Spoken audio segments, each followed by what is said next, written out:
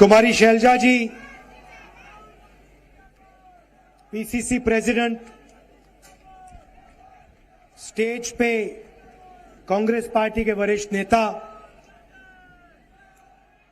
भाइयों और बहनों, हमारे प्यारे कार्यकर्ता,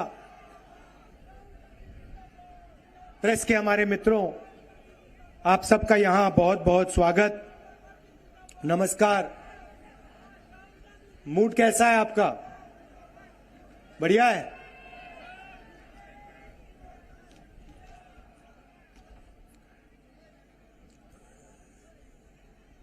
बीजेपी के जो नेता हैं, कभी आप उनका भाषण सुनो तो वो आदिवासियों को वनवासी कहते हैं। आपने देखा है कि आप जो हमारे आदिवासी हैं, उनके लिए नरेंद्र मोदी जी ने, आरएसएस के लोगों ने, बीजेपी के नेताओं ने एक नया शब्द निकाला है। उन्हें वो वनवासी कहते हैं। आदिवासी शब्द में और वनवासी शब्द में बहुत बड़ा फर्क है, जमीन आसमान का फर्क है। पता नहीं आपने देखा या नहीं, कुछ समय पहले बीजेपी के एक नेता ने, मध्य प्रदेश के नेता ने, एक आदिवासी युवा के ऊपर पेशाब किया। आपने वीडियो देखा है? देखा है ना? उसमें नेता खड़ा है, आदिवासी बच्चा वीडियो में है, नेता उस पर पेशाब कर रहा है और फिर उसके बाद नेता ने वीडियो को वायरल किया। अब आप सोचिए इनकी विचारधारा के बारे में। ये आदिवासी युवा पर पेशाब करते हैं और फिर उस वीडियो को वायरल करते हैं, पूरे देश में फैलाते हैं और ये दिखाना चाहते हैं, आदिवासियों को दिखाना चाहते हैं कि उनकी जगह कहां होनी चाहिए। इसीलिए उन्होंने आपके लिए ये वनवासी शब्द निकाला है। ये सोचते हैं कि आपकी जगह, जंगल में जो जानवर रहते हैं वैसी आपकी जगह होनी चाहिए। जैसे इनके नेता जानवरों से बर्ताव करते हैं। आपने कभी बीजेपी के नेता को जानवर पे पेशाब करते हुए देखा है? नहीं देखा ना? मगर आदिवासी पे बीजेपी के नेता को आपने पेशाब करते हुए देखा है। क्यों? ये आपके, इनके दिमाग में आप लोग जंगल के हो, जैसे जानवर जंगल में रहते हैं वैसे ही आपको नाम देते हैं वनवासी। इसका कारण है भाइयों और बहनों, क्योंकि आदिवासी शब्द एक क्रांतिकारी शब्द है। आदिवासी शब्द के अंदर, इस शब्द के गहराई में आपकी सच्चाई छुपी हुई है। आदिवासी का मतलब जो इस देश के पहले और असली मालिक हैं। आदिवासी का यह मतलब है। मतलब इस देश की सारी जमीन, इस देश का जंगल, इस देश का जल एक दिन आपका हुआ करता था और वो जंगल, जमीन और जल आपके हाथों से लिया गया है। आदिवासी शब्द का यह मतलब है, और इसलिए बीजेपी इस शब्द को प्रयोग नहीं करना चाहते, क्योंकि अगर बीजेपी इस शब्द का प्रयोग करेंगे तो बीजेपी को आपका जल, आपका जंगल और आपकी जमीन आपको वापस देनी पड़ेगी।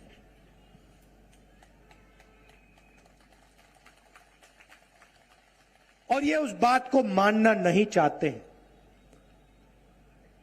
इसीलिए इन्होंने यह नया शब्द निकाला है, वनवासी। वो लोग जो जंगल में रहते हैं, जानवर जैसे जंगल में रहते हैं। ये शब्द आदिवासियों का अपमान है। इस शब्द को कांग्रेस पार्टी कभी नहीं स्वीकार कर सकती है। हमने आदिवासी शब्द, आदिवासियों के लिए हमने क्या किया? ट्राइबल बिल लाए,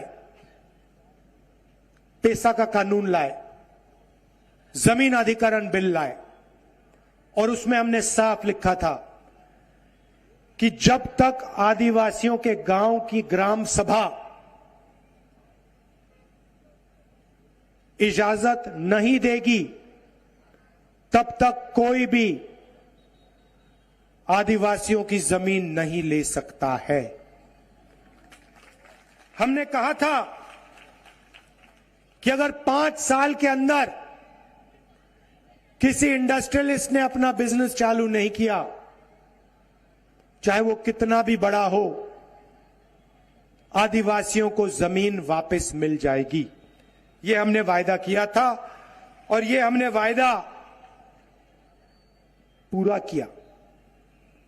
एक और उदाहरण आपको देना चाहता हूं। नरेंद्र मोदी जी के सबसे बड़े मित्र अदानी जी, यहां पे उनका आयरन ओर का माइनिंग का प्रोजेक्ट था। अरबपति है, नरेंद्र मोदी का मित्र है, मगर अदानी का प्रोजेक्ट कांग्रेस पार्टी ने कैंसिल करके दिखा दिया, उसे परे कर दिया। क्यों? क्योंकि हमारे आदिवासी भाइयों ने कहा कि हमें यह प्रोजेक्ट यहां नहीं चाहिए। हमने आपकी आवाज का आदर किया और देश के सबसे बड़े उद्योगपति नरेंद्र मोदी का सबसे बड़ा मित्र, उसका प्रोजेक्ट हमने रद्द कर दिया। क्यों?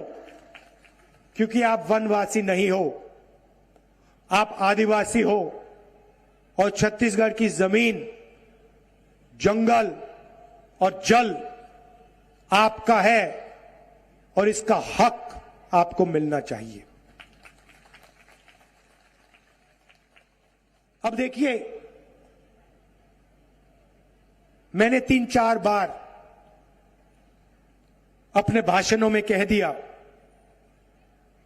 कि वनवासी शब्द आदिवासी इतिहास, आदिवासी भाषाएं, आदिवासी के कल्चर पर आक्रमण है। पहले नरेंद्र मोदी हर भाषण में वनवासी कहते थे। आज उनके भाषण सुनिए, उनके मुंह से वनवासी शब्द नहीं निकलता है। अब अपने भाषणों में वो आदिवासी कहते हैं, मगर सोच भाइयों और बहनों वनवासी वाली सोच है।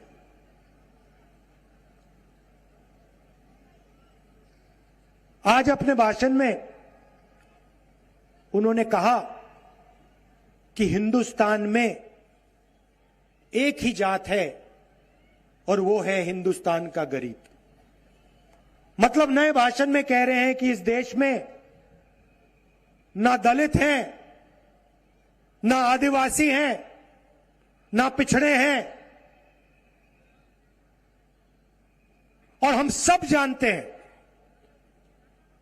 कि इस देश में आदिवासी हैं, आदिवासी भाषाएं हैं, आदिवासी संस्कृति है, आदिवासी इतिहास है, दलित हैं, दलितों के साथ अपमान किया जाता है, उनको हर रोज तंग किया जाता है, पिछड़ों को जो हक मिलना चाहिए उनको नहीं मिलता।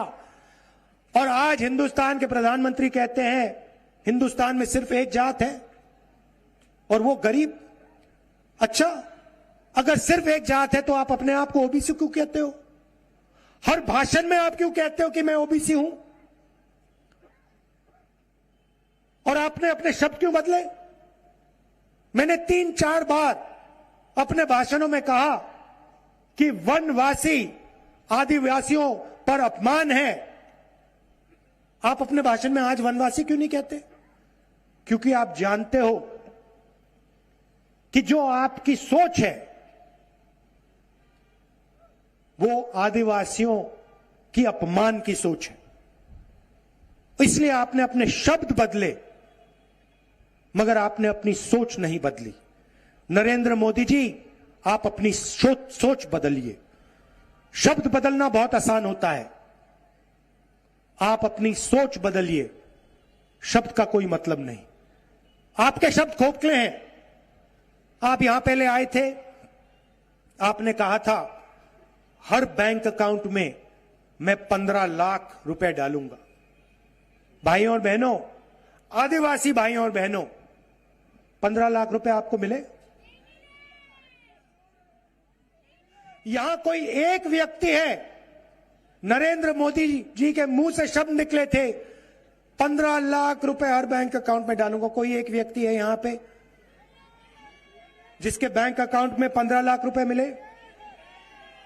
नरेंद्र मोदी जी ने कहा था नोटबंदी से काला धन मिटेगा। यहां एक व्यक्ति है जो कह सकता है कि हां, नोटबंदी से हमें फायदा मिला। नरेंद्र मोदी जी ने कहा था जीएसटी से हिंदुस्तान बदलेगा। यहां एक व्यक्ति है जो कह सकता है हां, जीएसटी से मुझे फायदा मिला। अच्छा, पिछले चुनाव में हम आए थे, मैं आया था, मैंने भी वायदे किए थे, आपको याद होंगे।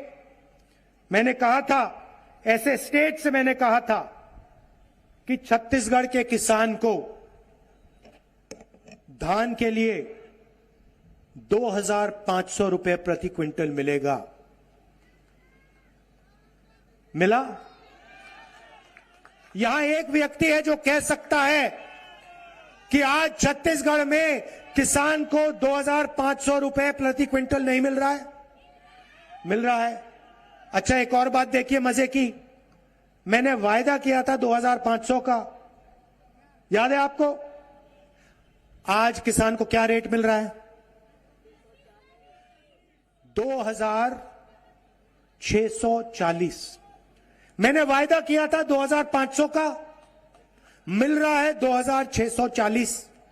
आपने हमें यह तो नहीं कहा कि भैया बढ़ाओ, नहीं, हमने एकदम बढ़ा दिया। क्यों? क्योंकि हम किसान से बात करते हैं, हम किसान के दर्द को समझते हैं। और मैं आपको यहां कह रहा हूं, देखिए आज 2,640 है, आपको कहने की जरूरत भी नहीं पड़ेगी। आने वाले समय में ये बढ़ता जाएगा, बढ़ता जाएगा, बढ़ता जाएगा। ये कुछ ही समय में 3,000 हो जाएगा।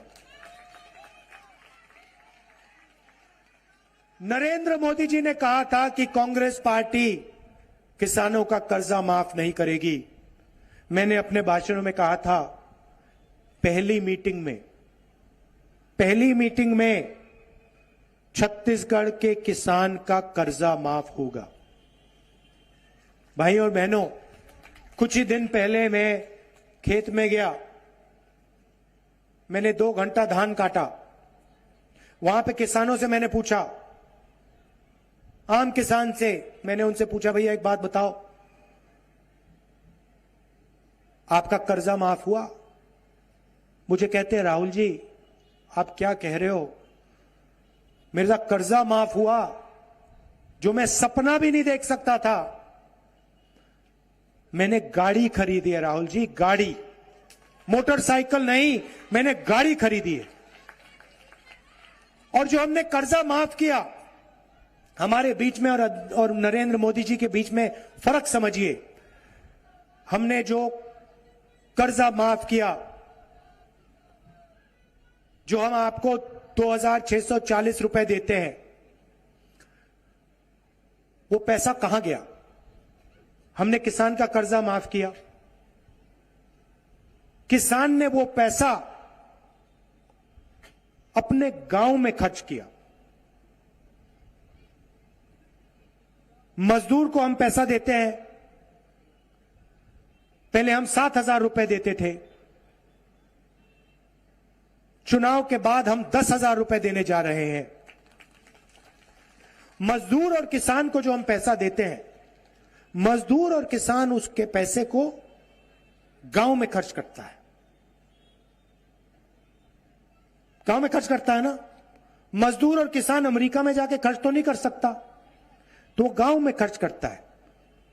फिर फायदा किसको होता है? छोटे दुकानदार को होता है।